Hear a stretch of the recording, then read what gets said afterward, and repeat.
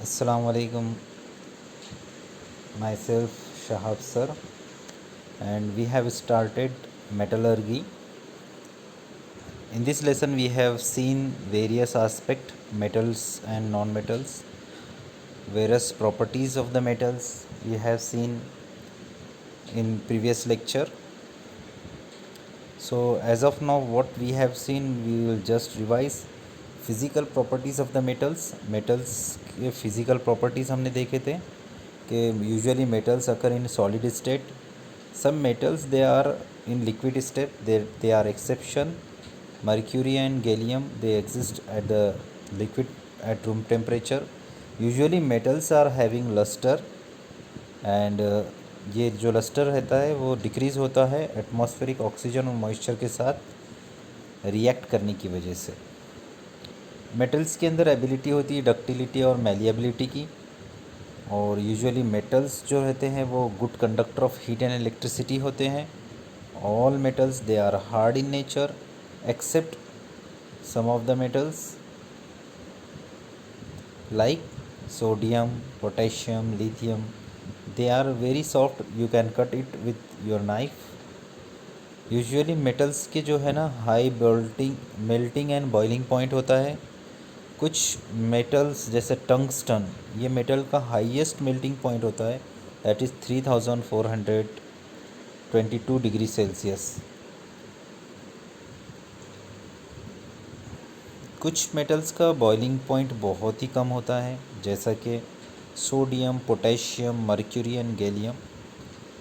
Usual metals के अंदर एक प्रॉपर्टी होती है कि जब हम उसको स्ट्रक करते हैं, उसको बजाते हैं, तो उसके अंदर से एक साउंड प्रोड्यूस होता है, जिस ये प्रॉपर्टी को उसको बोलते हैं सोनोरिटी. एंड ऐसे मेटल्स जो साउंड प्रोड्यूस करते हैं उनको बोलते हैं सोनोरस मेटल्स. ये थे physical properties of the metals. अब हम physical properties of the non metals देखेंगे. नॉन मेटल्स की फ़िज़िकल प्रॉपर्टीज़ क्या होती हैं. Non metals usually gaseous state में होते हैं, ठीक है, मगर कुछ है जो लिक्विड स्टेट में होते हैं, जैसे कि ब्रोमीन. जैसा मेटल्स के पास लस्टर होता, नॉन मेटल्स के पास लस्टर नहीं होता है, एक्सेप्ट है आयोडीन जो कि शाइनी होता है. नॉन मेटल्स यूजुअली हार्ड नहीं होते हैं, बट यहाँ भी एक्सेप्शन है. कार्बन का एलोट्रॉप है जिसको डायमंड कहते हैं. डायमंड जो है तो हार्डेस्ट सब्सटेंस है नेचर. नॉन मेटल्स की मेल्टिंग पॉइंट और बॉइलिंग पॉइंट तो बहुत ही लो होता है, और non metals they are bad conductor of electricity and heat, ठीक है, एक्सेप्ट है graphite, that is good conductor of electricity. फिर हमने देखे थे कि chemical properties of the metals क्या होती है. केमिकल प्रॉपर्टीज़, ठीक है, जिसको मैंने थोड़ा एक्सप्लेन भी किया था कि जब मेटल्स के अंदर हम देखेंगे reaction of metals with oxygen, reaction of metals with water, reaction of metals with oxygen, okay, and reaction of metals with nitric acid और डिफरेंट सॉल्ट्स, जो हमने आज देखना है, ठीक है. इवन नॉन मेटल्स के साथ मेटल्स का क्या रिएक्शन होता है. तो हमने इसका फर्स्ट जो था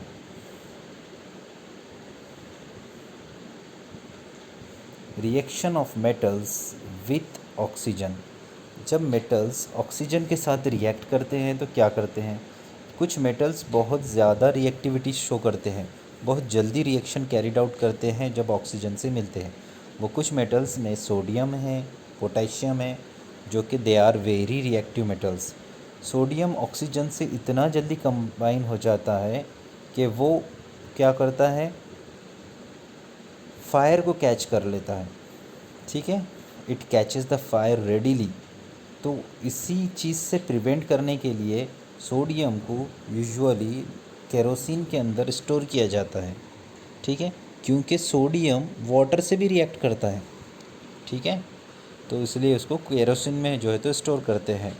जब भी मेटल्स ऑक्सीजन के साथ रिएक्ट करेंगे तो बनाएंगे मेटल ऑक्साइड्स। क्या बनाएंगे? Metal oxide. एक मेटल है सोडियम, जब वो ऑक्सीजन से कंबाइन होगा तो बन जाएगा एन, ये वाला, ठीक है, सोडियम ऑक्साइड। क्या बनेगा? सोडियम ऑक्साइड, ठीक है। और इसके लिए कंडीशन क्या है? रूम टेम्परेचर पे ये रिएक्शन कैरिड आउट होंगी। जब ये ऑक्साइड ऑफ द मेटल, जैसा कि सोडियम ऑक्साइड को वाटर से रिएक्ट करवाए तो क्या होगा? क्योंकि ये ऑक्साइड जो है सॉलिड है, सोडियम ऑक्साइड क्या है? सॉलिड है। जब ये वाटर से रिएक्ट करेगा तो वो बनाएगा एक alkali. Alkali is a strong base, ठीक है। तो अल्कली बनाएगा, और वही अल्कली कैसी बनेगी? NaOH। जब वाटर से रिएक्ट होगा, सोडियम ऑक्साइड जब वाटर से रिएक्ट होगा तो बन जाएगा sodium hydroxide, that is NaOH। कैसा बना ये NaOH? चलो इसको देखते हैं हम कैसा बना। देखो, ये सोडियम को हम ऐसा लिखेंगे N, ये यहाँ पे Na2 है ना, ये O और ये Na, ठीक है। अब H2O को मैं कैसे लिखूँगा? ज़रा देखो, HOH, ठीक है। तो ये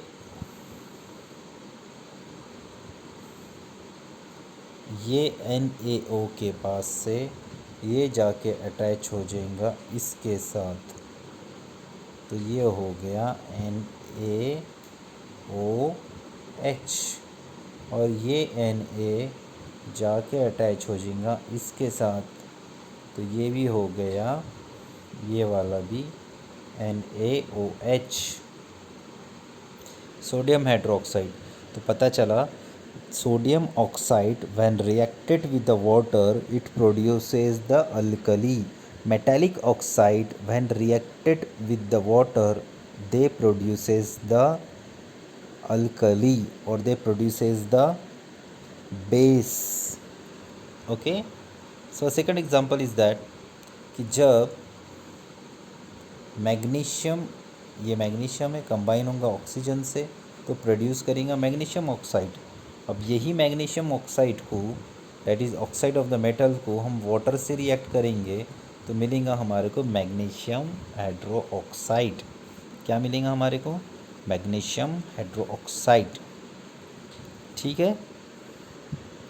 नेक्स्ट, जब मेटल्स वाटर से रिएक्ट करते हैं तो क्या होता है? जब मेटल्स वाटर से रिएक्ट करते हैं तो क्या होता है? फॉर एग्ज़ाम्पल सोडियम वाटर से रिएक्ट करेगा तो बना देगा NaOH।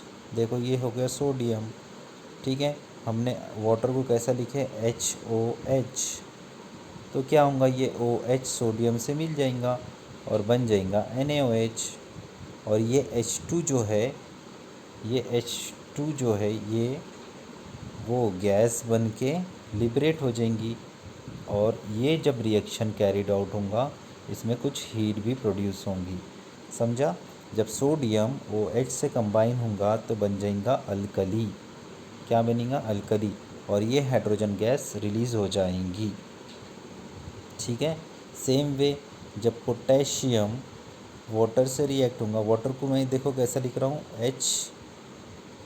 HOH, तो पोटेशियम हाइड्रोक्साइड बन जाएगा, और ये H एयर में रिलीज़ हो जाएंगी H2 गैस बन के। देखो, KOH बन गया यहाँ पर और H2 गैस रिलीज़ हो गई।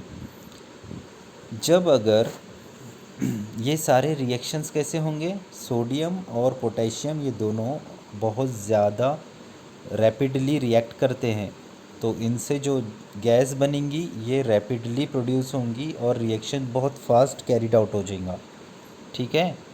बट कैल्शियम जो है वो बहुत ही स्लोली जो है तो रिएक्ट करेंगे वाटर के साथ, और जो गैस होंगी H2 गैस वो भी बहुत ही स्लोली रिलीज़ होंगी।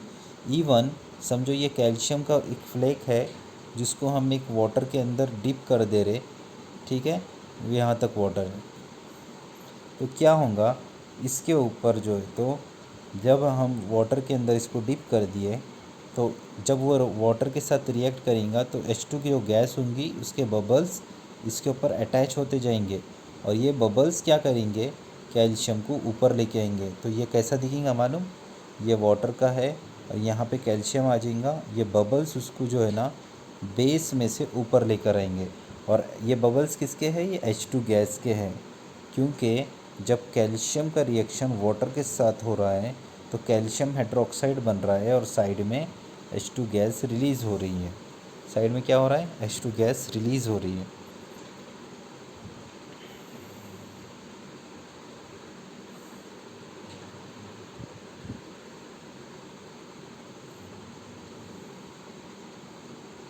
ये रिएक्शन कैसी होती है,